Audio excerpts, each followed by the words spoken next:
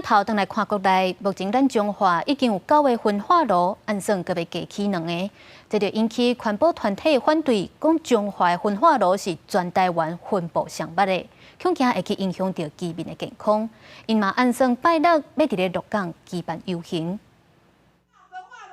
要健康好环境，不要焚化炉。大声喊口号，拜六就要伫鹿港办反情电焚化炉游行的环保团体，拜四上北开记者会。因讲，目前中华已经有9座焚化炉，即阵阁要增加2座，其中有8座踮伫咧江滨工业区，密度是全台上悬，让人烦恼彰化人的身体状况。我们现在政府增设的焚化炉的量，跟彰化县所需要的量，彰化所需要的量顶多是8.8%，剩下的都是多余的。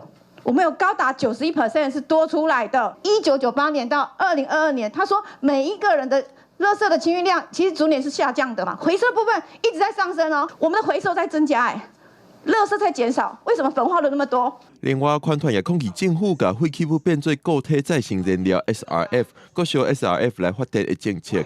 因指出，台湾烧的 SRF 当中有侪有害人体的物质，搁增加空气污染，无应该互人认定是绿能，所以嘛袂使摕绿能相关的优惠。SRF 是不是绿能？你可不可以简单回答？是不是？依照现行的再生发展条例是的。SRF 很多的成分有塑胶有橡胶，塑胶橡胶怎么来？尤其是塑胶很多都是化石燃料，也就是我们减碳所要打击的对象。款团批评烧 SRF 讲较白，就是烧粪扫。若讲到欧洲国家，因对 SRF 品质的标准有分5级，但是台湾对 SRF 内底相关有害物质的规范，有的是比欧边的标准更较严，环保团体是无法度接受。